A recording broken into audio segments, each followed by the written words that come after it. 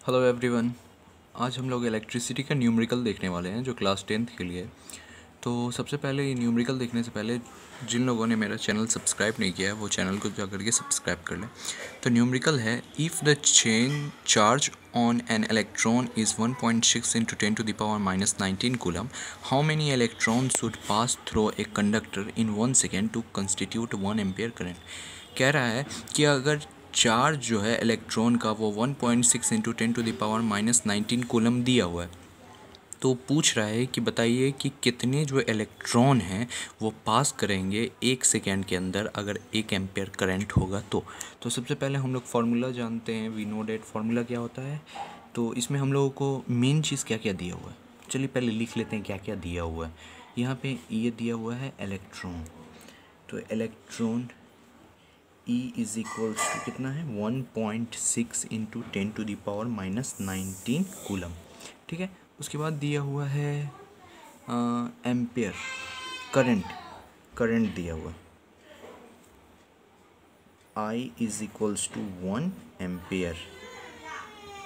चलिए ये भी ठीक है, I is equals to 1 ampere है। उसके बाद क्या दिया हुआ है, समय दिया हुआ है, टाइम कितना दिया हुआ है 1 second.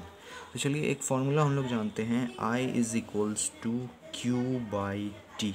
I is equals to Q by T, ये फार्मूला हम लोग जानते हैं। मतलब current is equals to charge by time.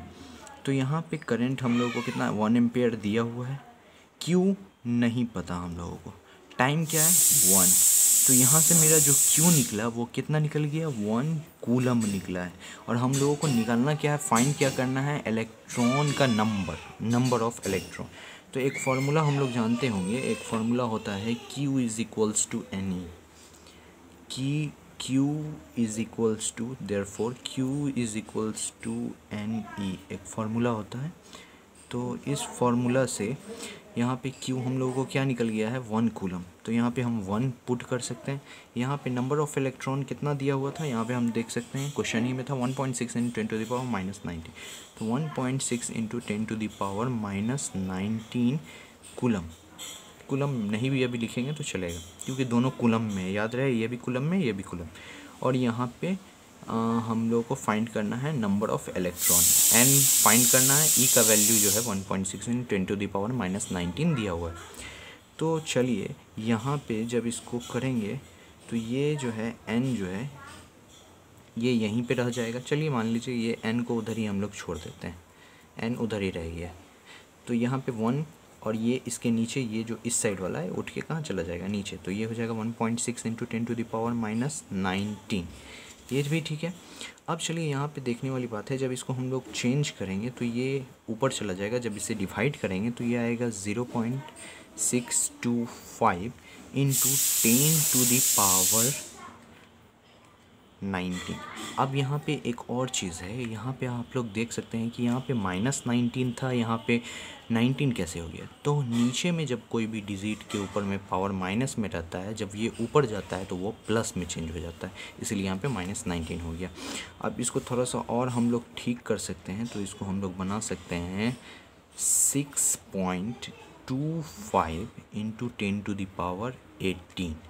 अब यहाँ पे 6.25 इंटू 10 टू द पावर 18 कैसे हो गया, तो यहाँ पे 6.1 डिसमल इसको प्लेस जो है इधर कर दिए, तो हम यहाँ से 1 डिसमल जैसे ही बढ़ा तो ये पावर का 1 घट गया। तो यहाँ पे मेरा जो आंसर आ गया 6.25 इंटू 10 टू द पावर 18 यहाँ पे आ गया। तो ये समझ में आ गया ये आया कैसे। सबसे पहले हम लोगों को कुछ नहीं करना है, जो डाटा दिया हुआ है उस डाटा को किसी भी हालत में लिख लेना।